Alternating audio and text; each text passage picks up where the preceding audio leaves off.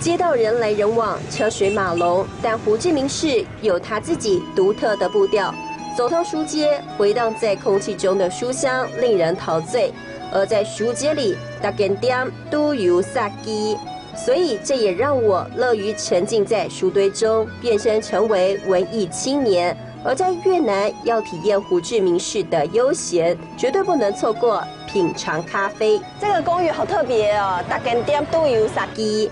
係啊，啲喺做時嘅公寓啊，公寓來改裝嘅，得一細間一細間咧，特間店咧做無空集頭家，特間店咧設計做無空嘅，而且你係要台灣人開嘅店嘅哦，台灣人開的店。對，那我們進去裡面喝咖啡。OK，我們走。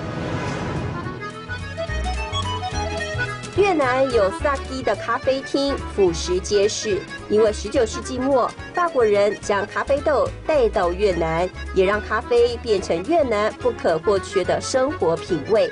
而这栋咖啡公寓浓郁的咖啡飘香，也为旅人谱写了美好的午后时光。哦，Andy哥在这边很享受哎哈。對啊，越南就是這樣。而且我覺得它的裝潢都有薩基。你看特間的裝潢全部設計過，每一家咖啡店都不一樣，都有自己的特色。而且在上面好舒服哦。懂了啊。哦，懂了。你啊，順風做西貢港嘅。哦，西貢港。你可以到河壩，可以到沙嘅。待在户外的咖啡厅，可以欣赏街景，也可以观看落日余晖，如诗如画的美景令人难以忘怀。而咖啡店内也可以看到许多用心的萨基，不论是色调、装潢、各种艺术品或咖啡杯，都令人忍不住多看几眼。